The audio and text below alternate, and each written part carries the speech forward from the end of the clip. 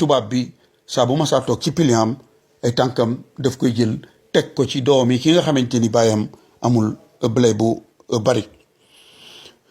tubaab yi gis ngeen leen bu ñu daan doxantu nit ñu ñuul ñi la ñu daan takk ay njowaan ñu yanu ko seen doom yi ndaw yi bu ñu bëggaan a toog nit ku ñuul la ñuy bëmax mu sëgg moo daan doon seenu toogu ci la ñu daan toog. kon tubaab bu mag bi ak tubaab bu ndaw bi ñoom ñëpp ay buur lañu woon. daanañu woo ay nit ba mu neex leen ni ngeen ko gisee ñu dagg seeni bopp ba noppi woo ko bokk ci ñoom ni ko dajaleel bopp yi te du sañ a bañ. kon jëf yu ñaaw yooyu yëpp jëf nañu ko fi waaye ki nu tax a jóg muy Mouté wax nañu ko léegi kuy bëreeg Serigne Touba sunu borom ngay bëreel.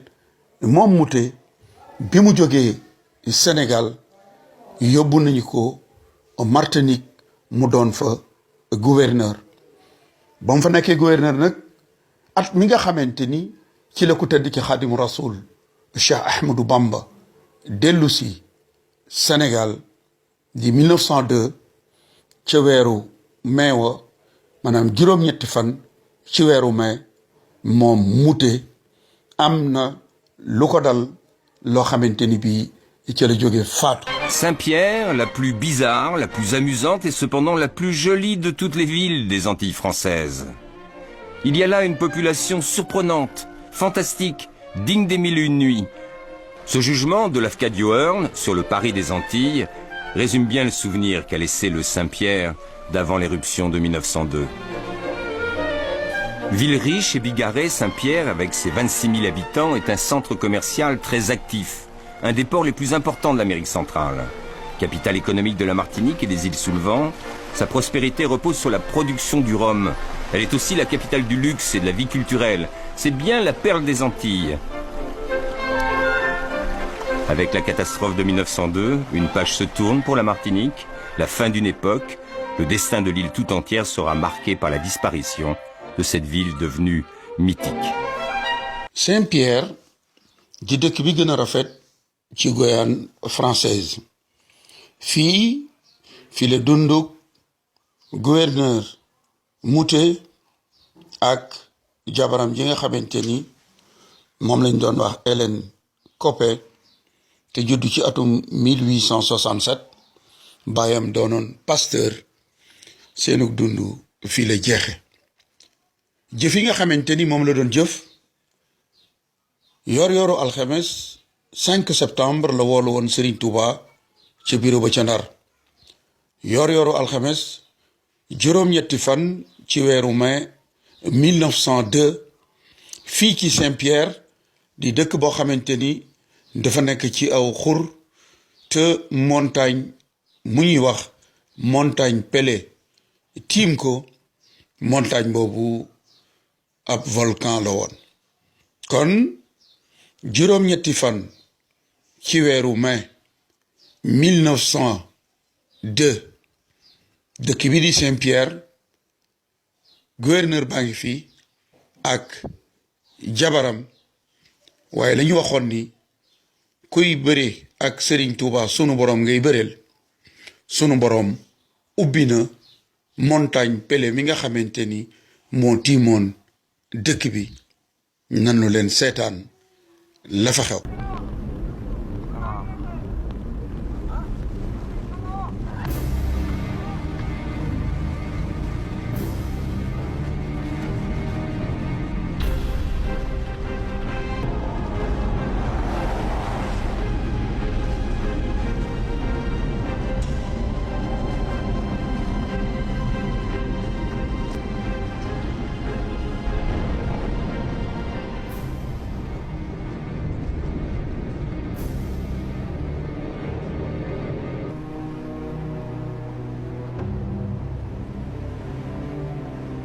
En 1902, la ville de Saint-Pierre en Martinique est détruite par une nuée ardente semblable à celle filmée sur le mont Hunzen au Japon.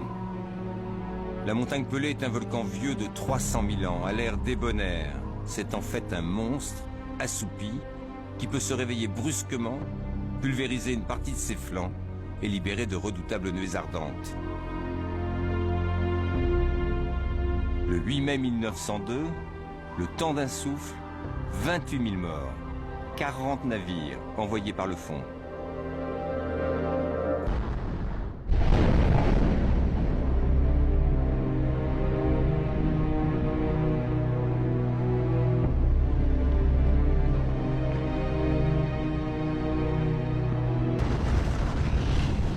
Émilie Dujon s'était réfugiée avec les siens près de la commune du Carbet à Bourgard, à 2 km au sud de Saint-Pierre. 2 km qui vont faire la différence et les sauver. Nous sommes une vingtaine, fuyant à travers les champs de canne, affolés, terrifiés, aveuglés par la cendre.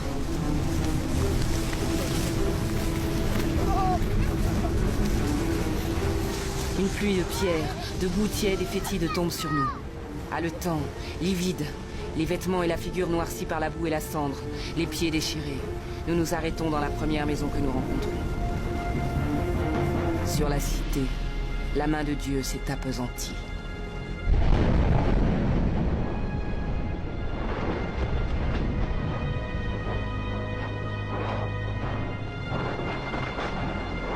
Lorsque la colonne de feu s'abattit sur la cité, une immense clameur s'éleva. Cri de désespoir et d'angoisse qui semblait être la plainte suprême de l'agonie d'un peuple. Une foule nombreuse se précipita vers le rivage.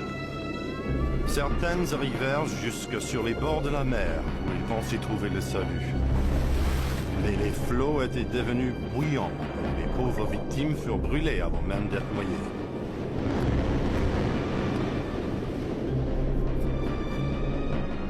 Le capitaine Freeman, tenant la barre avec ses coudes, car ses mains étaient brûlées jusqu'à l'os, parvint à mener le Rodam jusqu'à Sainte-Lucie, un vaisseau fantôme, couvert de cendres, chargé de morts. Un détachement est chargé de récupérer les lingots de la banque de Saint-Pierre. L'officier d'infanterie coloniale qu'il commande écrit à sa sœur. Je n'ose te donner des détails. Tout ce que tu imagineras de plus horrible est au-dessous de la réalité. J'ai vu, et mes yeux se sont révoltés d'horreur. Dans une maison, contre la porte gisent 9 cadavres, étendus dans des poses effrayantes. Leur tête à tous a éclaté. Dans une chaise est assis encore un vieillard qui, lui, me regarde d'un regard atroce. Il a le ventre ouvert, c'est affreux. Le docteur L'Herminier, des troupes coloniales, fait partie de ceux qui ont charge d'enterrer, ou plutôt d'incinérer les cadavres. Les cadavres du quartier du Mouillage sont méconnaissables. On ne peut voir s'ils sont de blanc ou de noir. Les sexes sont respectés. Beaucoup de femmes, celles que l'on devine jeunes, ont les seins intacts. Tous les cadavres sont nus, scalpés, épilés. Et chez beaucoup, l'abdomen a éclaté. Et les intestins saillent, non brûlés.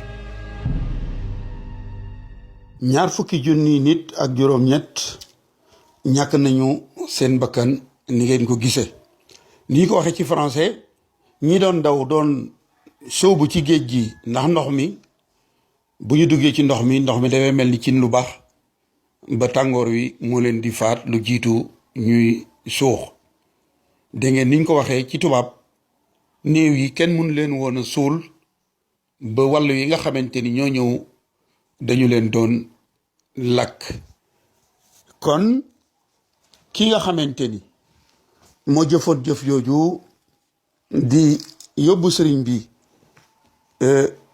Gabon te mooy gouverneur Moutet ak jabaram ci ñaar fukki junni nit ak juróom-ñett yooyu faatu ci lañu bokk gis ngeen dëkk bi mbedd yi foo jaar ni ab taw di def bu tawee ba ñu naan mbënn bi ñëw na ndox mi di walangaan ci mbedd yi kenn du am foo jaar noonu la leen sunu borom def ci sawara beteex boo xamante ni day bax xonq coy ni ngeen ko gisee mbeddi Saint-Pierre yépp noonu la mel kon lii mooy mujjug gouverneur Moutet mi yóbbu woon Serigne Touba Gabon mooy mujjug gouverneur Moutet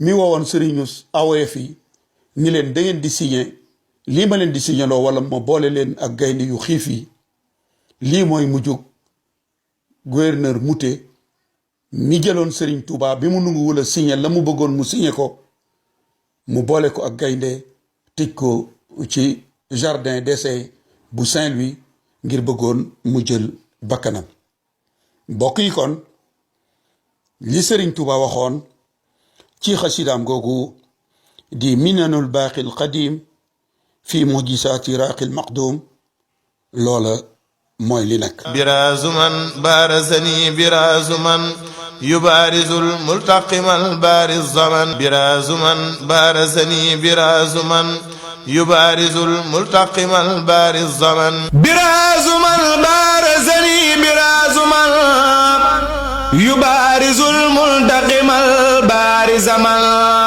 birasuman barazani birasuman yubarizul multaqimal bariz zaman birasuman barazani birasuman yubarizul multaqimal bariz zaman birasuman barazani birasuman yubarizul multaqimal bariz zaman birasuman barazani birasuman يبارز المنتقم بائسما براس من بارسني براس من بارسني براس من يبارز المنتقم بائس من براس من بارسني براس من يبارز المنتقم البارس من